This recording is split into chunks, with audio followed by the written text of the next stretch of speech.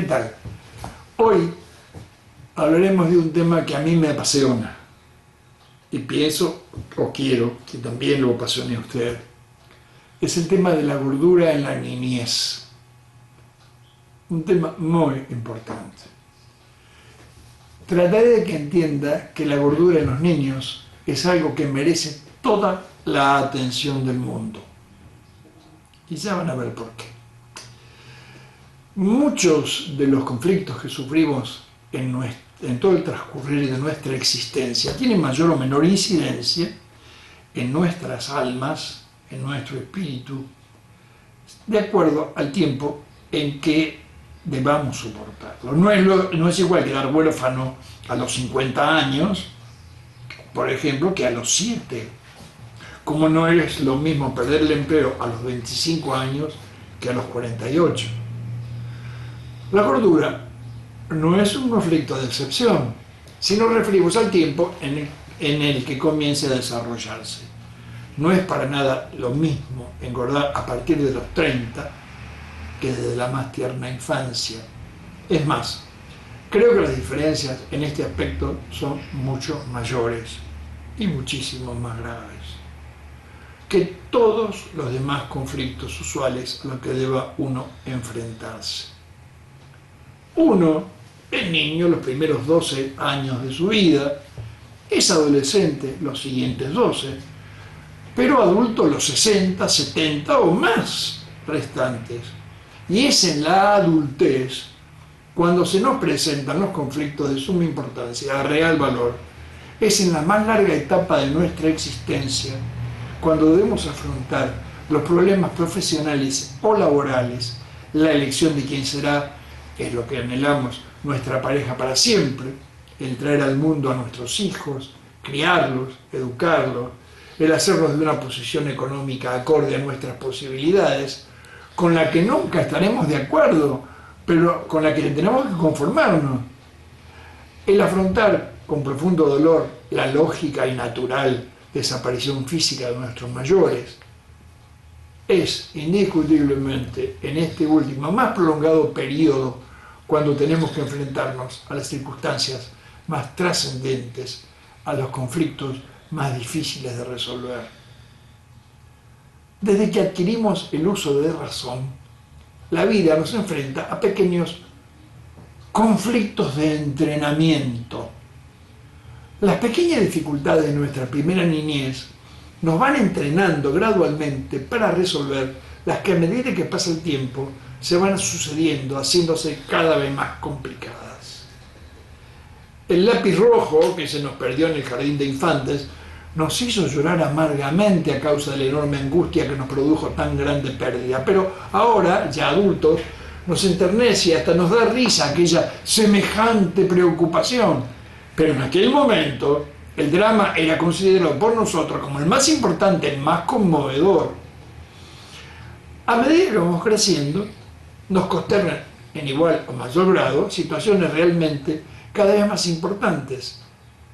La partida del amigo a vivir a otra ciudad, la muerte de nuestra mascota, el abandonar a nuestros queridos compañeros y maestros de la escuela primaria para insertarnos en el mundo de los estudios secundarios, nuestros primeros desengaños amorosos, las grandes angustias de los exámenes de fin de año, las amargas discusiones que tenemos con nuestros retrógrados padres, que no entienden a la progresista juventud de la que somos parte fundamental, los primeros ardores de la sexualidad, la facultad o nuestra iniciación en el mundo laboral.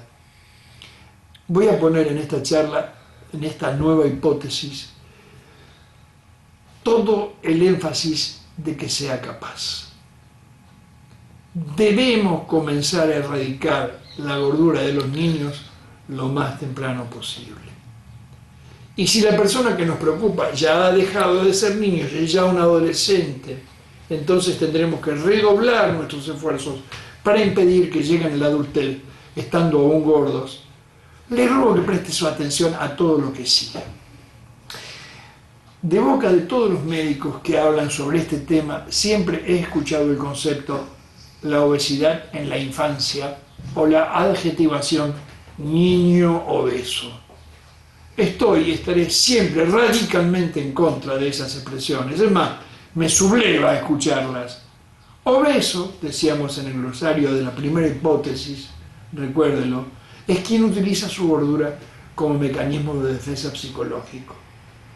Los niños, al no estar psicológicamente maduros, no están capacitados para usar un mecanismo tan estructurado como defensa efectiva. Digámoslo de una vez. Todos los niños que están gordos, sin importar el grado de su gordura, son gordos accidentales, luego 100% recuperables. Lo están porque quienes se encargan de su crianza les ofrecen o no les prohíben consumir cosas que engordan. Mas no todos ellos engordan con la misma facilidad. Si le damos a un grupo de infantes la misma mala alimentación, algunos no engordarán, otros lo harán un poco y finalmente un reducido número engordará exageradamente. Aún no sabemos el porqué de esas diferencias, pero obviamente la genética es la que está implicada en todo eso. De todas maneras, si un chico tiene gran tendencia a engordar, la gordura no es el final obligado. Si come bien, no la va a desarrollar. En ellos, la gordura también es un conflicto, y además un conflicto que puede eclipsar a otros. Se sienten discriminados, marginados, sus compañeros se mofan de su condición en forma aparentemente cruel. Digo aparentemente porque esa aparente crueldad no es la misma que la de los adultos. En su corta edad aún no han tenido el tiempo suficiente para aprender los límites de la urbanidad que sus educadores, padres, tutores, maestros se empeñan en que adquieran. El conflicto que les crea su condición diferente hace que se diluyan los de entrenamiento del que hablábamos más arriba. El sentimiento de minusvalía que les crea su gordura eclipsa a los pequeños y a veces grandes, pero para ellos siempre graves, conflictos de preparación para las etapas que están por venir. Luego, no se entrenan para resolverlos y entran en etapas sucesivas de sus vidas con muy mala capacidad de adaptación a los conflictos del segundo tipo, que han de hacerse cada vez más importantes y trascendentes a medida que vayan creciendo. Cuando se transforman en adolescentes, sus conflictos se hacen invariablemente más complejos, pero como no se han entrenado para resolverlos, transcurrir su adolescencia se les hace cada vez más difícil, a veces literalmente insufrible, por lo que no encuentran otra solución mejor que eclipsar los problemas que en ella enfrentan y que no tienen el hábito, el entrenamiento para resolverlo, permaneciendo gordos o peor, engordando aún más. Es por eso que hace un rato les decía que si un niño ha entrado gordo a su adolescencia, debemos redoblar los esfuerzos para impedir que lleguen a su adultez escondidos detrás o dentro de ese eclipsante conflicto. Hay un viejo acertijo que inquiere: ¿hasta dónde se puede entrar en un bosque? Y la respuesta es: hasta la mitad. Pasando la mitad, uno está saliendo del bosque. El punto que limita la niñez con la adolescencia, la pubertad, sería para ese acertijo la mitad del bosque. Cuando se lo traspasa, cada día que transcurre es un día menos para llegar a ser adultos y un día menos en la preparación que permitirá sortear con la menor dificultad posible la más larga y embarazosa etapa. No es poca cosa. En los más o menos 35.000 días que a cada uno nos toca vivir, un solo día parece no significar nada, pero ¿cuánta gente ha cambiado su destino en un solo día? Es más, a veces en tan solo un momento de un solo día. Esa es la causa de la urgencia en redoblar los esfuerzos en los adolescentes, para lograr que adelgacen lo más anticipadamente posible a su adultez, para darles el tiempo suficiente a que se enfrenten sin conflicto eclipsante a los cada vez menos ocasionales conflictos de entrenamiento que aún les quedan por resolver para llegar a los realmente trascendentales de su futura larga vida de adultos. Son muchas las cosas que podemos hacer para que un niño adelgace, pero son muchas más las que no debemos hacer. Me parece más urgente y productivo que comencemos por la que no debemos. Hace muchos años la evidencia hizo que se me ocurriera una especie de sentencia que trato de inculcar a todos los allegados a mis pacientes gordos, a todos los que pueden hacer algo para que las cosas sean más fáciles en la empresa de intentar el adelgazamiento. Y la sentencia dice: nunca, jamás le digas a un gordo que lo está. Él ya lo sabe. En general, este tipo de comentarios se hace con el sano objetivo de ayudarles. Todos los que lo aman tienen la intuitiva idea que enfrentándolo al problema, ellos se darán cuenta y comenzarán a hacer algo para mejorarlo. Me siento con todo el derecho de hablar de esto porque en mi principio yo también hacía ese tipo de comentarios. Usted está gordo, tiene que adelgazar. Cuando era muy joven estaba convencido de que mi autoridad de médico me permitía la licencia de hacer ese tipo de recomendaciones. Al fin, ese tipo de consejos pensaba no era muy distinto de indicaciones como tome estos remedios o haga lo que le prescribo. Si ellos venían a mi consulta, debían salir de ella con las instrucciones que mi buen sentido me dictara. Después de todo, acudían a pedirme ayuda para sanar o para mejorar, ¿no? Si me consultaban por algún mal de sus articulaciones y estaban gordos, está gordo, tiene que adelgazar. Si lo hacían por su corazón, su hipertensión o su diabetes, está gordo, tiene que adelgazar. Pero no estoy arrepentido de esa inexperta actitud. Finalmente todos sabemos que se aprende más con los errores que con los aciertos, y mucho más si se les agregan muchos años. Cuando a un niño se lo hostiga por su gordura, lo único que se consigue es reafirmar su inconsciente idea de permanecer en ella. Si le reforzamos su conflicto poniendo en evidencia el disgusto que nos crea, no estamos haciendo más que fortalecer su condición de eclipse de problemas importantes que por algún motivo no pueden ser resueltos. Si le damos a conocer nuestra angustia por su gordura, él, inconscientemente por supuesto, comenzará a usarla para chantajearnos. Ante una negativa a cualquiera de sus pedidos, se verá ante la compulsiva necesidad de comer cosas que sabe que lo engordarán para ponernos en falta. Yo estoy gordo por tu culpa, porque te negaste, porque no accediste a mis pedidos o a mis caprichos. Primer consejo: jamás ha de hablarse de su gordura delante de él. Es más, debe prohibirse a todo el que se le pueda prohibir tratar el tema en su presencia. Segundo consejo: la palabra gordura, sus sinónimos y las expresiones eufemísticas que se refieren a ella deben ser desterradas definitivamente del vocabulario del hogar.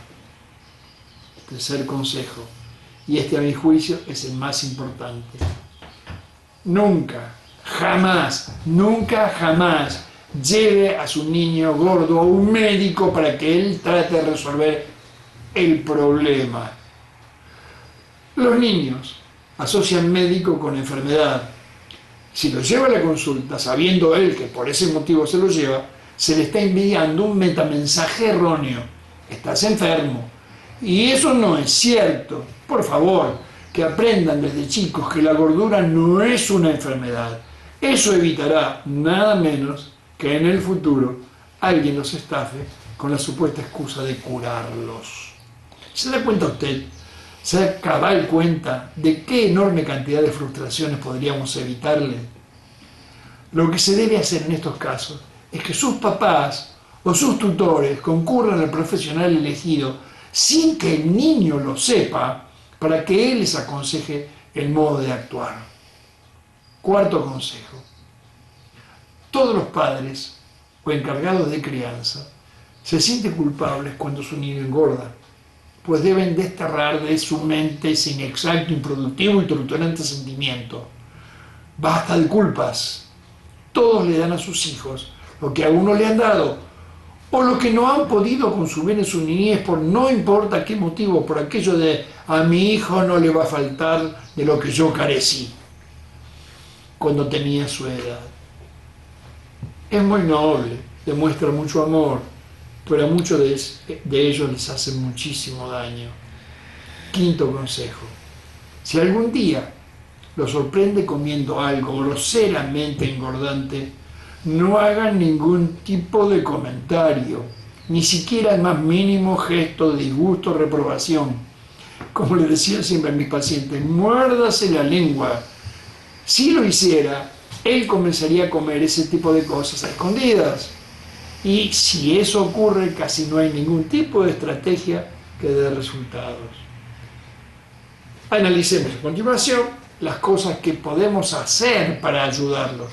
Se verá que desgraciadamente ahora todo se torna mucho más difícil y complicado. Sexto consejo: si estamos decididos a acudir en su auxilio, la primera condición es que él no se entere. Ni siquiera debe sospecharlo, por obvias razones de las que ya vamos a hablar, de las que ya hablamos antes y ya vamos a conversar después. Séptimo consejo: lentamente, tomándose mucho tiempo, hablemos de meses, vaya dejando de ingresar en su hogar productos engordantes. Las excusas de un trastorno económico que todos padecemos en mayor o menor medida siempre dan muy buenos resultados, aunque en realidad es verdaderamente antieconómico gastar dinero en comidas o bebidas que no tienen ningún valor alimenticio. Pero sin pretender llegar al fanatismo. Es divertido eventualmente consumir algo rico, sin importar si es nutritivo o no, si engorda o no. A lo que me refiero es a lo cotidiano.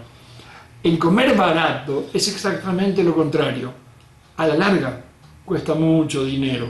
Pero ya hablaremos de esto más en extenso en la hipótesis sobre mi propuesta alimentaria, dentro de algunas charlas. Los niños aceptan y aprenden con extraordinaria facilidad el concepto de economía y de la racionalización de los gastos. Introdúzcalo poco a poco, muy lentamente, en el mundo de la correcta nutrición sin que él sepa que lo está haciendo. Debe tener la idea de que no se lo está enseñando nadie más que la propia experiencia de vivir. Las lecciones magistrales en estos temas jamás dan resultado. Por supuesto que el resto de la familia, aunque no exista en ella ningún otro gordo, deberá adaptarse a las nuevas conductas. Por eso les dije hace un rato que ahora todo se iba a hacer más difícil y complicado. Y último consejo: introduzca lo que sigue en su mente en forma indeleble. La gordura en la niñez no deja ninguna secuela estética. No hay entonces ninguna extrema urgencia para que un niño adelgace. Y sí hay bastante aceptable tiempo por delante. ¿Para qué apurarse más de lo debido? El hecho de que deje de seguir engordando es un muy buen logro. Y el de que poco a poco se vaya desengordando es un extraordinario logro. Pero atención, nunca se le ocurra ponerle de manifiesto que su figura ahora está mejor. Esa actitud es nefasta para él, como la de recriminar su gordura, igual de nefasta. Usted pensará que un comentario de ese tipo puede llegar a estimularlo en sus logros, pero le aseguro que debido a los extraños mecanismos de nuestra psiquis, el efecto siempre es el contrario. Más de 40 años de experiencia de escuchar miles de historias hacen que pueda asegurárselo. De este tema no se habla. Debe ser un lema que ha de cumplirse a rajatabla. Vuelvo a pedirle, si le gusta todo lo que he escuchado, hasta ahora por lo menos, por favor compártalo con sus amigos. Y reitero, vuelva a escuchar las charlas anteriores. Sé que son complejas, pero las tiene que entender bien. O sea que con una sola vez que la escuche no alcanza. Y denle un like si le gustó y suscríbase porque vienen charlas mucho más interesantes todavía. La próxima semana hablaremos de un tema tan importante como este: la gordura en la adolescencia. Hasta la próxima.